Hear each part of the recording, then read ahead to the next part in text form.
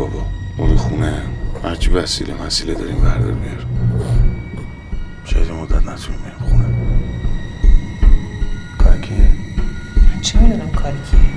من فقط میدونم این کار از اون برنمیاد. سکته کرده بود؟ نه، تو خیابون کشتنش. طلا و علنگاش هم دزدیدن. ما تو رو خدا خیلی مواظب باشه، تو همش بیرونی.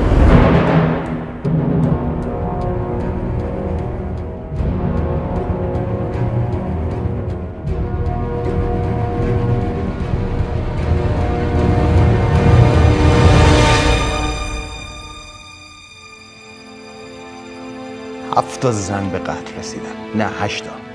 امروز هم یه جسد دیگه پیدا شده. چند تا جنازه دیگه باید پیدا شه تا تو حرف